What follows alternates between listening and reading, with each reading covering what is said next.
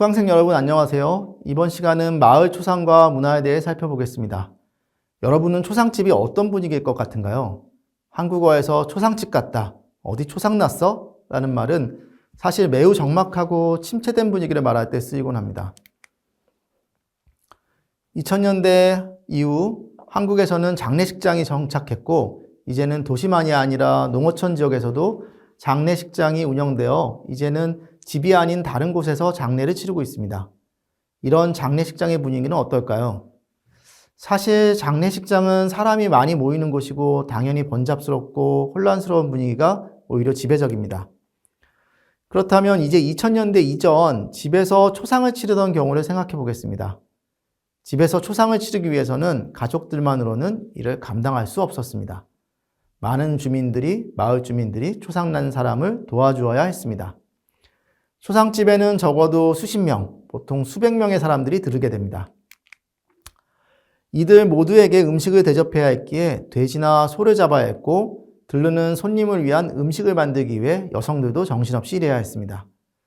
초상의 시간은 동시에 장기간 계속되는 노동의 시간이기도 했던 것입니다. 그렇기에 초상이 나면 상주와 상주의 친척을 넘어 마을 사람들이 모두 이를 돕고 협력 속에서 초상이 치러졌습니다. 그런 만큼 한편에서는 장시간의 노동을 하는 사람들에게 고통을 잠시라도 잊게 해줄 수 있고 망자를 상실한 상주의 마음을 위로할 수 있는 방식이 빠질 수 없었습니다. 그리고 이러한 양상은 호상일수록 더욱 강하다는 점에서 특징이 있습니다.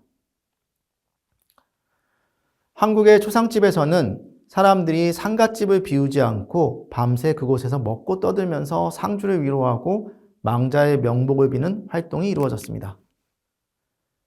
지역에 따라서는 여기에 대해 구체적인 명칭을 붙이기도 하는데 강원도 양양군에서는 밤가이라는 명칭이 쓰이고 전남 지역에서는 밤달애 혹은 밤달애라고 불리기도 하였습니다. 이런 명칭은 곧 밤을 새면서 놀이나 의례를 치른다는 것을 말하는 것이었고 사실 호상이나 악상 구별 없이 이루어졌습니다. 물론 호상이면 더 많은 장난이 가능했던 것이었습니다. 이 시기에는 구체적인 형태를 가진 놀이들이 이루어졌습니다. 많은 지역에서 공통적으로 언급되는 것이 빈상여놀이입니다. 경상도와 강원도 지역에서는 대도듬이라고도 부르는데 여기서 대는 상여틀을 말한다고 합니다. 앞서 초상이 나면 마을에서 조직된 상두꾼들이 와서 상여를 맨다고 했었습니다. 그런데 보통 10명 이상이 함께 상여를 매려면 사전에 연습을 해봐야 할 것입니다. 주변 사람과 키도 맞춰봐야 되고 발걸음도 미리 맞춰봐야 하는데 이것이 안 맞으면 일이 더 힘들어지기 때문입니다. 그래서 출상 전날에는 미리 상여를 매서 서로 호흡을 맞추는 연습을 합니다. 하지만 사람들이 많이 모여서 연습을 하는데 악상이 아니라면 여기에 장난이 더해질 수 있겠습니다. 때로는 요령이라고도 합니다. 한 사람은 상여가 나갈 때 종을 치게 되는데 보통 요령을 드는 사람이 상여 소리에서 선소리를 맡게 됩니다.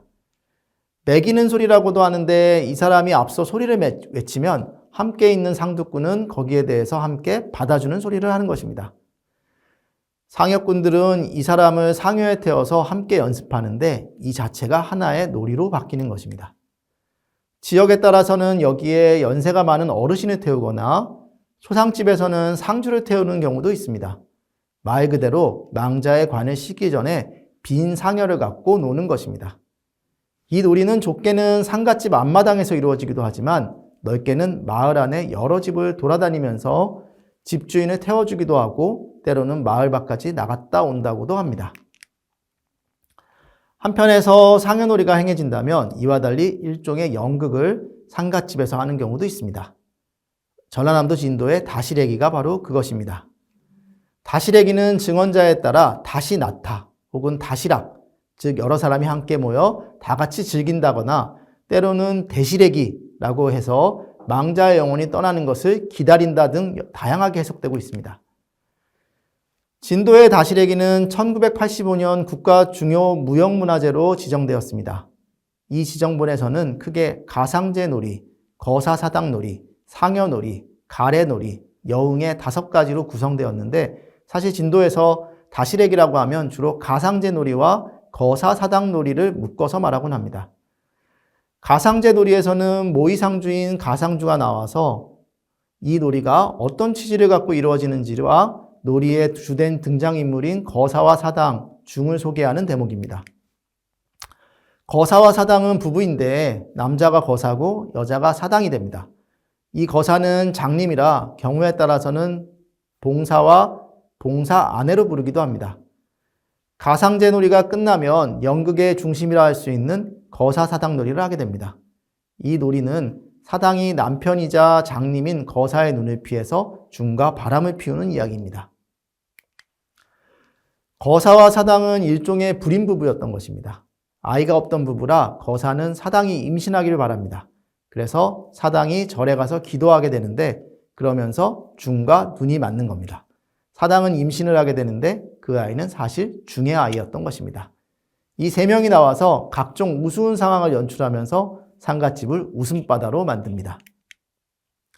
이 이야기는 중의 아이를 가진 사당이 출산하는 장면을 마지막으로 하는데 사람이 죽은 상갓집에서 이야기의 마무리를 아이의 탄생으로 잡는 것을 통해서 일종의 순환적인 내세관을 보여준다고 할 수 있습니다. 이 연극은 사실 보통의 마을 주민들로 구성된 상두계 차원에서 연행하기에는 상당히 난이도가 있습니다. 그래서 남사당패와 같은 전문 연희패가 상갓집에 초대되면서 연행이 시작했을 가능성을 보여준다고 평가되기도 합니다. 상갓집에서는 지금까지 살펴본 빈상여놀이나 다시래기와 같은 명확한 형식과 이름을 가진 놀이가 이루어지기도 하지만 그 밖에도 공식적인 이름 없는 간단한 놀이가 이루어지기도 합니다. 강원도 양양군에서는 모의재판 형식의 담배받기도 하나의 놀이로 언급됩니다. 이것은 상두꾼이 상주를 하나씩 불러서 재판을 진행하며 여기서 벗어나려면 담배, 음식, 술, 돈을 내라고 하는 놀이를 말합니다. 연구자에 따라서는 이것을 홀렛이 이루어지는 동상례와 비교하기도 하는데 동상례는 신랑이 결혼 후에 신부집에서 젊은 친척이나 마을 청년들에게 꾸짖음을 당하며 신랑의 발바닥을 때리는 의례를 말합니다. 이러면 신부집에서는 신랑을 놓아달라는 의미에서 음식을 풍성하게 차려서 마을 청년이나 젊은 친척들에게 대접을 하는 것입니다.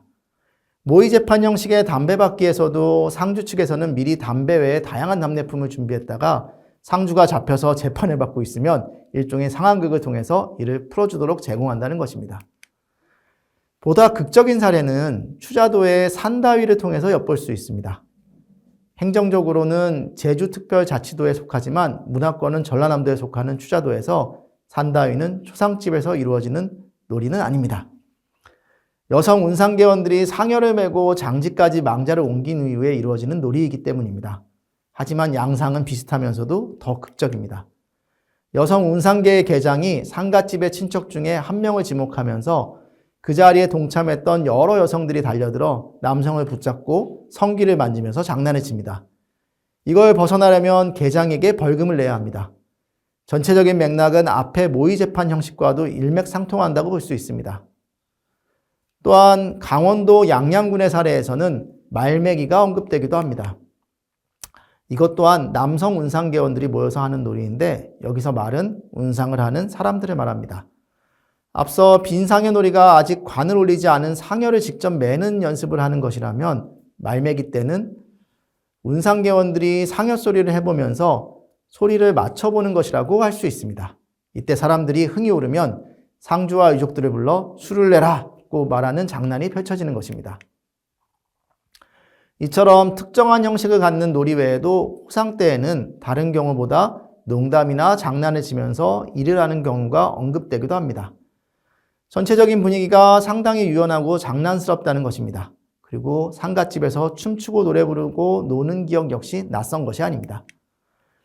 전라남도 진도군 조도면에서는 20대 청년이 죽은 악상이었음에도 상을 치를 때 진도에서 노래를 잘 불렀던 청년의 친구들이 찾아와 출상 전날 밤새도록 노래를 불렀고 주민들도 노래 맞춰 춤추고 함께 노래 부르는 등의 양상이 나타나고 있었던 것입니다.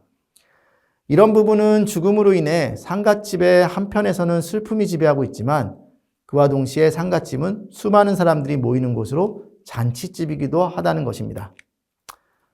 여러분은 죽음이 자리한 초상집은 어때야 한다고 생각하시나요? 망자에 대한 그리움과 상실로 엄숙하고 차분한 분위기의 상갓집이 자연스럽다고 여기시나요?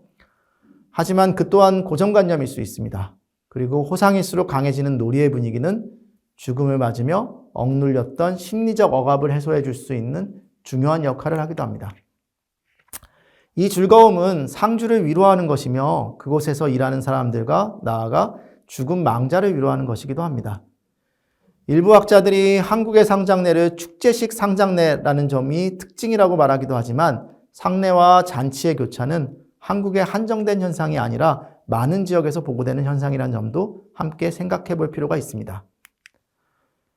이번 강의는 네 번째 강의로 상장례 조직과 공동체 문화라는 주제로 살펴보았습니다.